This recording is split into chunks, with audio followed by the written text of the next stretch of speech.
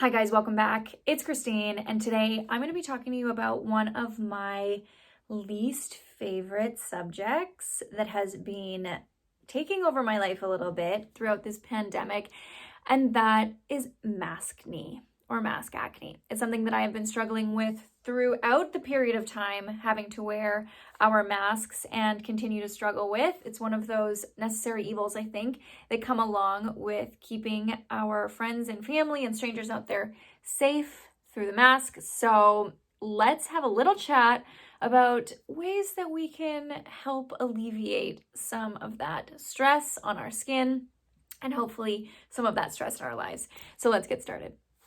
Okay, to jump into it, I'm just going to tell you the same thing that everybody under the sun has been telling you, and that is you got to be wearing a clean mask. It's just there's no two ways around it. And the way that I have found the most success in doing that is that I've got about 3 or 4 masks, work them into the rotation, and of course clean them after every use. The thing about cleaning your mask after every use is that you have to be mindful of the detergent in which you are washing your mask.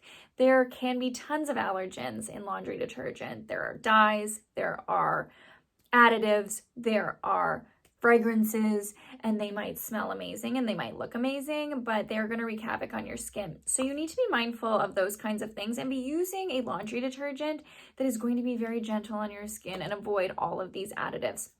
I'm going to link some in the description box so that you can have some recommendations on what laundry detergents might be best, because you might not have an issue with these additives in normal life, but when they're trapped under a mask and they're being held on your skin all day and the friction and the rubbing and all of this stuff, it can cause things that you wouldn't normally have, reactions that you wouldn't normally have. So if you can try to use a laundry detergent that is gentle, free of all of these additives, you will have far more success in the maskne department. My dog just barked. Another option when it comes to the cleanliness of your mask, I actually went ahead and bought a box of these disposable ones. I don't love using disposable masks. I hate the effect that it has on the environment.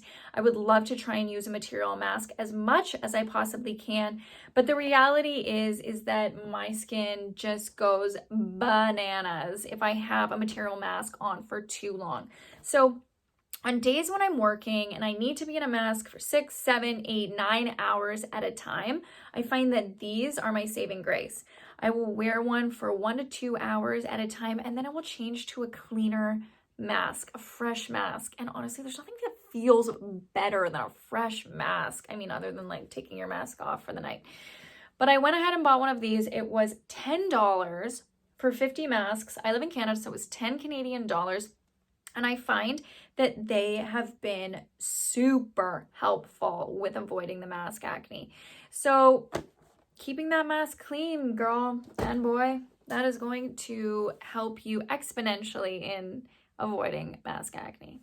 When it comes to the material that your mask is being made from, not everything is made the same, and that's just the reality of it. I had an angel of a friend make me this beautiful satin mask. She knew that I was struggling with my maskne, and she had this made for me, and it was just like the nicest thing. I cried about it because that's how bad my maskne was. So you need to be mindful of the materials that your mask is being made from. Things like silk and satin are very gentle on your skin. They also don't hold on to bacteria in the same way that some other materials do. Polyester, for example, it's a synthetic material. It is rough on your skin, and it is not going to allow any sort of dirt or particles or sweat to move through. It is just going to get trapped right on there. So if you can avoid materials like polyester, synthetic materials like that, and lean towards something like silk, satin, or even cotton, you're going to have far easier time, and your skin is going to be thanking you.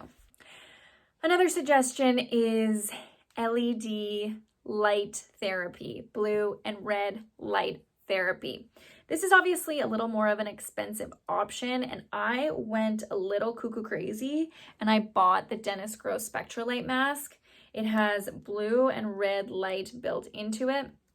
This light therapy has been known to kill the bacteria in the pore that causes acne.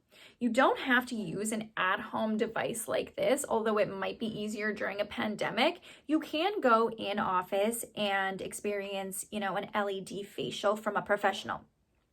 The output on a mask like this is not going to be as strong as something you're going to get from a professional in office. So if you want to go ahead and go and try one of these LED light facials and see how you react to it, that might be a great option for you. I have been finding that this is working wonders for me. I use it for 3 minutes a day. That's all it takes. And I am finding that it has been a great option for me, although it's not the least expensive option. So if you can handle this type of therapy financially, I would definitely recommend it because it's working so far. So far, so good.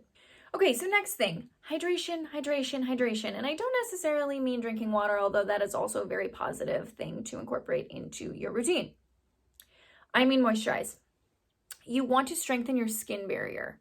The stronger your skin barrier, the less chance you're going to have irritation and breakouts. So I have been finding that the more often I can moisturize during the day, the more positive effect I'm having wearing the mask and the less mask acne I am experiencing. So some moisturizers that you might not use in regular life but might be good for mask acne are these sort of like stronger balm type moisturizers. They create great defense for your skin. I will link some in the description box below that I have tried and that I'm finding have been quite beneficial, but definitely be moisturizing more often than you even would moisturize in real life. But of course, that leads me to my next point is you got to be wearing less makeup. If we are trapping makeup under that mask for long periods of time, we're just not doing ourselves any favors at all whatsoever. And of course, if you're trying to moisturize over top of makeup, that's just gonna look crazy. So I feel like just avoiding makeup, even, you know what I do is I literally just do my eyes. I will do my under eyes and I will do my eyes and my forehead and I'll be all cute from the top up and I just keep it, bare under here. Because I feel like it's like no one's seeing under my mask anyway, and it's just wreaking havoc down there. So if you can avoid wearing makeup, at least on the bottom half of your face, you might be doing yourself a huge favor. Okay, thanks for watching, guys. If you are experiencing mask acne, I feel your pain. I truly, truly do. And I hope that some of these tips hopefully can help you out a little bit. I'll see you next time.